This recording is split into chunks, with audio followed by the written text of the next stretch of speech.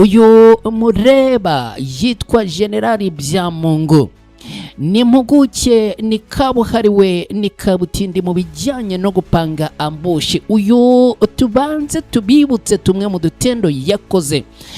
Ni igihe abarwanyi b'intare za Sarambwe bari bahanganye bikomeye cyane n'abarwanyi bo ku ruhande rwa leta ya Kongo. Icyo gihe bari bagizwe na FARDC, igisirikare cy'u Burundi, ndetse murabyibuka cyane byavugwaga ko harimo n'ingabo za SADC. Bari bageze rero i Kavumu, ubwo byagoranaga kwigarurira ikibuga cy'indege cya Kavumu. Uyu mugabo yapanze operasiyo ikomeye cyane, uyu yari ari kumwe na Colonel Gakufe. Uko byagenze rero nibyo nshaka kubabwira, kubera yuko kugira ngo ninjire mu makuru ajyanye nuko uyu mugabo yamaze kumanuka aba yagiye Puezero, ntabanje kukwibutsa tumwe mu dutendo abantu batazigera bibagirwa na rimwe yakoze, naba ntaguhaye amakuru neza. Yagize gutya rero apanga operasiyo, abarwanyi b'intare za Sarambwe bagira gutya bambara imyenda ihuye n'iyabo barwanaga, barangije babinjiramo n'udushoka gusa. Amakuru avuga yuko amasasu yakoreshejwe ari makeya cyane. Uyu ngo yateguye iyi operasiyo, arangije arabanza akuraho network bijyanye na communication. Wari ufite icyombo ngo yashidutse kireba kimeze nk'itafari nta mumaro. Arangije rero abahuranyamo abasirikare cyangwa se abarwanyi b'intare za Sarambwe, ubundi ugashiduka uwo mwegeranye umureba ukamubura, uwundi ukamuyoberwa, ugashiduka agashoka ariko karimo kukurangiza. Iyo operasiyo yarayikoze rero, birangira bigaruriye ikibuga cy'indege cya Kavumu muri Kivu y'Amajyepfo muri Repubulika Iharanira Demokarasi ya Kongo. Uyu nguyu rero tayari yamaze gusesekara muri Puezero. Biravuga yuko n'ubundi agiye kuyobora urugamba rukomeye cyane rugomba gusiga intare za Sarambwe zigaruriye aka gace k'Akaremi, ndetse ngo bakerekeza Kisangani. Urumva Baraka n'umutamiro rero kuri bo, nta nubwo ngo mu mboni zabo barimo gutagetinga Baraka, ahubwo aha bamaze kuharenga, barimo gutagetinga Karemi na Kisangani.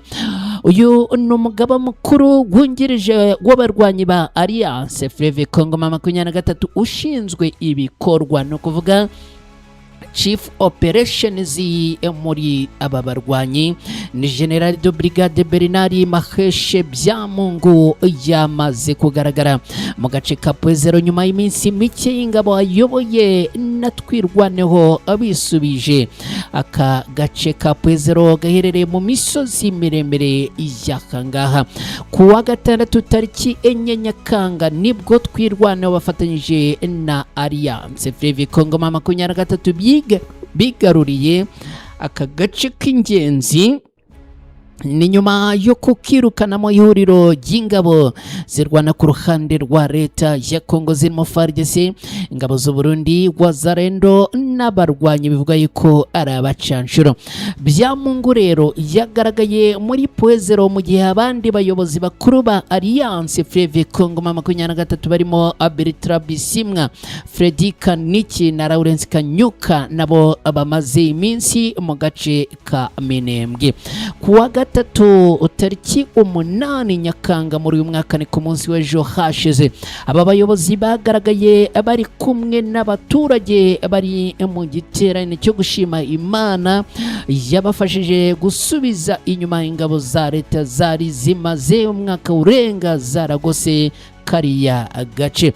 Kugaragara kw'abayobozi bakuru ba gisirikare na politike muri kiriya gice, abenshi babifata nk'ikimenyetso simusiga cyerekana ko Minembwe n'uduce tw'ingenzi tuhakikije byamaze kubohorwa burundu. Igisigaye rero akaba ari uko n'ubundi bagomba no kwigarurira ibindi bice bihakikije. Abasesenguzi kandi bagera kure bagashimangira ko kuba Byamungu ari muri kiriya gice bica amarenga y'uko abarwanyi b'intare za Sarambwe bagomba gukomeza kwigeza kure abo ku ruhande rwa leta ya Kongo amaso yose kuri ubu akanzwe imijyi ya Baraka, Fizi, Karemi na Kisangani, mu gihe kari n'abagera kure bakavuga ko abarwanyi b'intara za Sarambwe tayari bagomba kwigarurira intara ya Tanganyika, aho ibintu rero abikomeje gufata isura yo ku rwego rwo hejuru. Bamwe mu basesenguzi bakaba bavuga ko ibi ari ikintu cyoroshye cyane niba General Byamungu yamaze kwimanukira ubwe, akaba yamaze kugera mu jishi y'urugamba rurimo kubera aha muri ibi bice. Andi makuru kandi aravuga yuko mu gihe uyu nguyu aherereye muri ibi bice bya Pwezero, Colonel Gakufe nawe ngo ari hafi ahangaha barimo gufatanya. Ikindi kandi bikaba bivugwa yuko na General Makenga nawe ngo ari hafi, gusa ntabwo biramenyekana neza niba nawe yaba yamaze kugera muri ibi bice, ariko amakuru avuga yuko nawe ngo ari hafi, ndetse bikavugwa yuko ngo arimo gutanga amabwiriza akomeye cyane ajyanye n'urugamba rurimo kubera ahangaha muri bice byo muri Kivu y'Amajyepfo. Ikindi kandi bikavugwa yuko ngo ari umwe mu bantu barimo gupanga ndetse no gushyira mu bikorwa ibijyanye na ambushi zikomeje gukorwa ku bwinshi ahangaha muri Kivu y'Amajyepfo, dore ko abarwanyi bo ku ruhande rw'intara za Sarambwe bakomeje gukora ambushi ikomeye cyane. Turi muri aya makuru kandi nyemerera twongere twinjire mu ishyamba rwagati rero turebere hamwe uko ibintu byifashe, ndetse nanone twongere tugaruke kuri iri tangazo abo muri societe civile bamaze gutangaza nyuma yuko ababonye ibimaze kuba masaha yo mu gitondo cyo kuri uyu munsi. Ni amakuru akomeye cyane ariko ndetse na makuru nakubwira yuko ari amakuru yo kwitondera cyane, kubera yuko abo muri societe civile bamaze gutangaza yuko ibintu byongeye guhindura isura kuva mu masaha yo mu gitondo cyo kuri uyu munsi. Baravuga yuko n'ubundi abarwanyi b'intare za Sarambwe abongeye gukaza umurego. Amakuru ari gutangazwa na societe civile muri teritwari ya Fizi mu ntara Kivu y'Amajyepfo aravuga ko imirwano yongeye gukomera no gukaza umurego mu duce duherereye mu nkengero za Pwezero muri teritwari ya Fizi. Societe civile ikaba itangaza ko imirwano yongeye kuramuka mu gitondo cyo kuri uyu munsi mu mashyamba menshi ahangaha. Ni imirwano ngo ihanganishije ihuriro ya Alliance Fleuve Congo M23 bari kumwe na Twirwaneho bongeye guhangana n'abarwanyi bo ku ruhande rwa leta ya Congo. Ni ihuriro ya FARDC n'ingabo z'u Burundi FDNB n'abarwanyi ba Wazalendo. Societe civile kandi ikavuga yuko ibyabereye mu ishyamba ahangaha mu gitondo cyo kuri uyu munsi byongeye gutuma umutekano muri aka gace uzamba bitewe n'ubukana bw'intwaro zakoreshejwe, ariko kandi n'ubukana bw'imirwano irimo kuhabera. Hagati aho abaturage bavuga ko ibikorwa by'ubucuruzi, ingendo zisanzwe n'ibindi bijyanye n'iterambere byongeye guhagarara no gukomwa mu nkokora nyuma y'imirwano ikomeye cyane. Ariko andi makuru akavuga ko ari sharingi irimo gukorwa n'igisirikare cya FARDC n'ubundi abahangana n'abarwanyi bo ku ruhande rw'intare za Sarambwe. Aya makuru akaba rero agaragaza ko muri ibi bice bikikije Pwezero n'ubundi ngo hongeye kumvikana imirwano ikomeye cyane kuva masaha yo mu gitondo cyo kuri uyu munsi. Societe civile yatanze amakuru iravuga yuko irimo gutabariza abaturage kubera yuko abaturage ngo bakomeje kugira ubwoba bwinshi, abandi tayari ngo bakomeje guhunga bashaka imibereho myiza n'ubuzima bwiza. aya makuru aje mu gihe amakuru atandukanye akomeje kuvuga ko ingabo za FARDC n'abafatanyabikorwa bazo bamaze kuvata yari muri bimwe mu birindiro byabo byari biherereye ahitwa na Kiheri na Kanguri, basubira inyuma mu rwego rwo gushaka ahandi bahagarara bagahashinga ibirindiro. Ibi kandi birakurikira amakuru avuga yuko abarwanyi b'intare za Sarambwe baje kugaba ibitero bikomeye cyane, ari nabyo ngo byaje kotsa umurindi abarwanyi bigatuma batakaza ibirindiro byabo bya na Kiheri na Kanguri. Ibi bikaba bitumye rero imirwano yimukira mu bice bikikije Pwezero, aho impande zombi zikomeje guhanganira ku rwego rukomeye cyane. Sosiyete sivile kandi yatangaje ko itumanaho rya telefone hagati ya teritwari ya Fizi n'umujyi wa Baraka yakomeje kugorana, ndetse amakuru akavuga ko rishobora kuba ryamaze gukurwaho. Sosiyete sivile yaha ivuga ko iminara y'amasosiyete y'itumanaho yangiritse nyuma y'ibisasu byarashwe muri aka gace. Ibintu byakomeje kugorana kandi bigakoma mu nkokora itumanaho n'itangwa ry'amakuru ku baturage. Gusa andi makuru yize wagera ku Ibendera TV aravuga ko ingabo za FARDC zatanze amabwiriza yo guhagarika ibikorwa by'iminara y'itumanaho muri aka gace mu rwego rwo gukumira ikwirakwizwa ry'amakuru avuga ko zasubiye inyuma imbere ya twirwaneho. Icyakora aya makuru aracyari gucukumburwa neza kugira ngo n'ubundi abe ayizewe. Gusa mu gihe abarwanyi bo ku ruhande rwa leta ya Kongo bakomeje kotswa igitutu n'abarwanyi bo ku ruhande rw'intare za Sarambwe, nta gushidikanya ko n'ubundi ibi bikomeje gutuma bashya ubwoba, ari nabyo birimo gutuma bahunga umunota ku wundi. Biravugwa kandi ko n'ubundi bakomeje guhura igihombo gikomeye. Amakuru aravuga yuko kuva mu gitondo cyo kuri uyu munsi mu mirwano yaramutse, abarwanyi bo ku ruhande rwa leta ya Kongo bongeye gutakaza intwaro nyinshi cyane, ariko amakuru aravuga yuko imbunda zo mu bwoko bwa AK47 nyinshi cyane zamaze kwigarurirwa n'ababarwanyi b'intare za Sarambwe.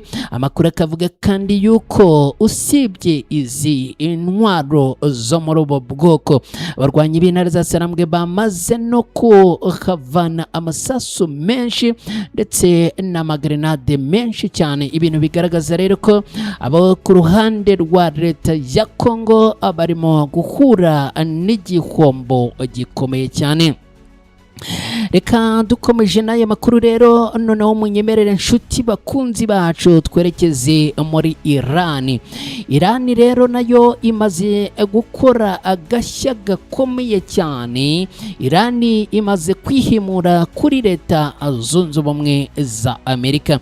Ibya Irani na leta zunze ubumwe za Amerika rwose unyemerere nkubwire ko nabyo bikomeje guhindura isura yo ku rwego rwo hejuru. Intambara y'amagambo n'ibitero hagati ya leta zunze ubumwe za Amerika na Iran yongeye gukaza umurego kuva mu ijoro yaraye rishyira kuri uyu munsi tariki 9 Nyakanga muri uyu mwaka w'2026, aho impande zombi zashyamiranye ku nshuro ya kabiri mu masaha atarenze 48. Igisirikare cya Amerika cyatangaje ko cyagabye ibitero ku ntego zigera kuri 90 z'igisirikare cya Iran, zirimo ubwirinzi bwo mu kirere, ububiko ibisasu bya misile na drone, ibikorwa byo kugenzura inkombe ndetse n'ibikorwa remezo abifasha ibikorwa bya misile. Amerika ivuga ko ibi bikorwa bigamije kugabanya ubushobozi bwa Irani bwo kugaba ibitero ku bwato bw'ubucuruzi bunyura mu muhora wa Hormuz. Ni ibitero bikurikiye ibindi Amerika yari yagabye mu ijoro ryabanje, bituma umubare w'intego yibasiwe mu minsi ibiri ugera kuri 170. Ku rundi ruhande rwa Iran, Minisiteri y'Ubuzima yatangaje ko abantu 14 bamaze gupfa mu bitero bya Amerika byo muri aya majoro abiri, mu gihe abandi 78 bakomeretse, muri bo 47 baracyari mu bitaro. Ibinyamakuru bya leta ya Iran kandi byavuze ko hari abandi bantu 3 bishwe mu gitero cyagabwe hafi y'umujyi wa Ahvaz. Mu rwego rwo kwihimura rero, Iran yatangaje ko yagabye ibitero bya drone ku birindiro by'igisirikare cya Amerika biri muri Qatar, muri Kuwait na Bahrain. Bahrain yavuze ko ubwirinzi bwayo bwo mu kirere bwashoboye kurasa no gusenya bimwe muri ibyo bitero, mu gihe Kuwait na Qatar nabyo byatangaje ingamba z'umutekano nyuma y'ibitero byavuzwe ko byagabwe na Iran. Perezida wa Leta Zunze Ubumwe za Amerika Bwana Donald Trump yavuze ko Amerika yakubise Iran bikomeye, anemeza ko Tehran yamaze gusaba ibiganiro bishya. Gusa yavuze ko agishidikanya niba Iran ikwiriye kugirirwa icyizere mu masezerano ayo ari yo yose, mu gihe ubutegetsi bwa Iran butaremeza aya makuru. Perezida w'inteko ishinga amategeko ya Iran kabanukuriye abaganira na Amerika